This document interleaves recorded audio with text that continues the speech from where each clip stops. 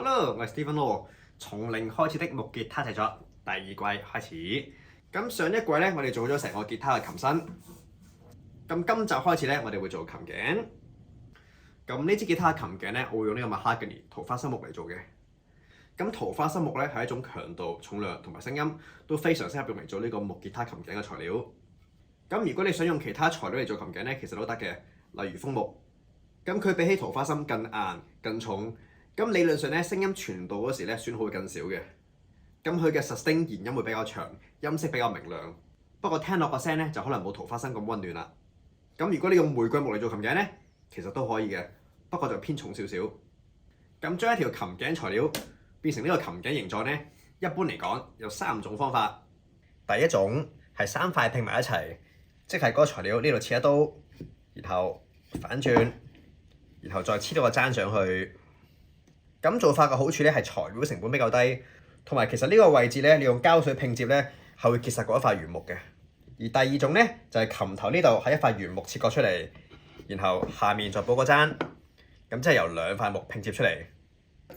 至於第3種咧，亦都係用呢支吉他會用嘅方法，成條琴頸喺一塊好大嘅原木入面切割出嚟。我覺得咁樣最美觀，不過成本最貴。咁甚至有啲吉他咧，你會見到個琴頸係類似咁嘅。佢用幾種唔同嘅木材拼埋一齊，咁其實呢個穩定性同埋強度都會增加，而且可以減少材料嘅損耗。咁依家先用帶腳將呢個琴頸嘅外形粗略切出嚟先。咁我提過無限咁多次啦，每次用電動工具記得安全裝置。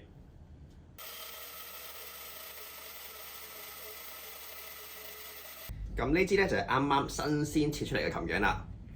咁其實今次呢支吉他咧，我係唔會用呢支琴頸嘅。點解咧？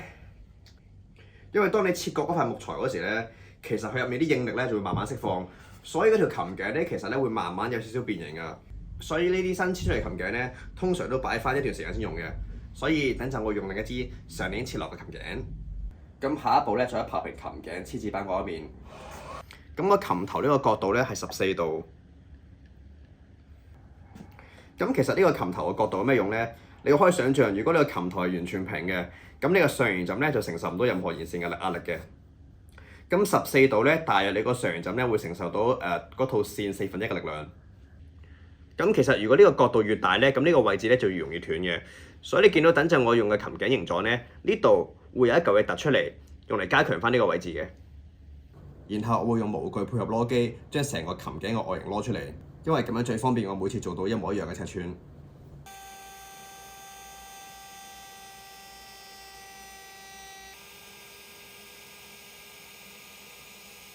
然後依家咧就切翻個槽，俾個 truss rod 放落去。咁有啲人問，咁其實吉他琴頸最薄可以做幾薄嘅咧？咁我呢啲 truss rod 嘅厚度咧，大約係10mm，而我呢支琴頸第一格嘅厚度咧，大約係15mm。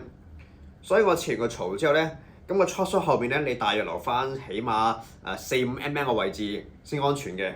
如果你後面留得1-2mm咧，咁第時你一擰個 truss rod 嗰時咧，呢條頸後面就會爆開㗎啦。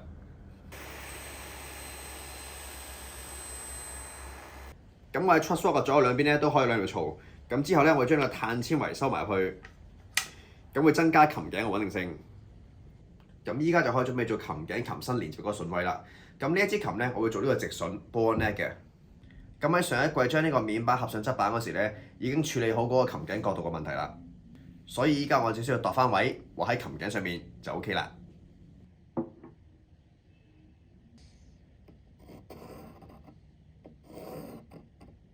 咁依家先將琴頸多餘嘅部分大約切走先。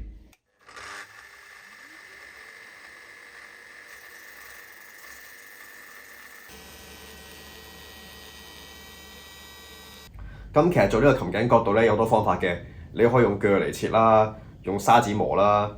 咁我咧就有一個模具，咁等陣可以配合攞機，咁就可以做到前後左右全部都 fit 晒啦。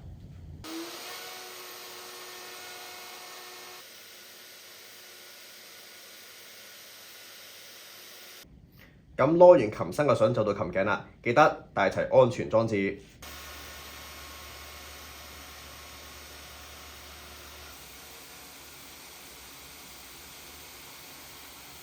搞掂晒。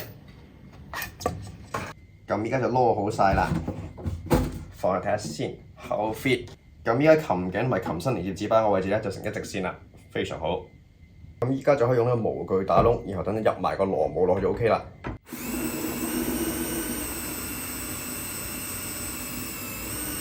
然後喺琴頸上面都打兩個窿，用嚟埋個螺母落去。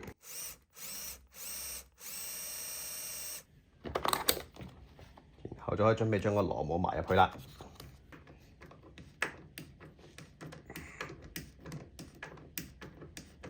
咁依家呢個琴身同埋琴頸咧，就可以用呢個螺絲連接埋一齊啦。然後再用螺機配合模具喺琴身上面開個槽，咁等陣條出 slot 就可以伸入去啦。搞掂晒。咁等陣咧，我會用超人膠黐翻2條碳纖維上去嘅，咁成條琴頸內部就初步完成啦。依家黐埋個木粒同埋碳纖維琴頸上面就大功告成啦。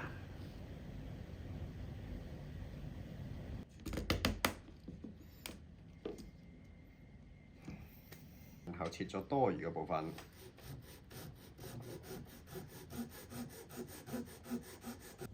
咁做到呢一步咧，琴頸嘅內在結構就初步完成啦。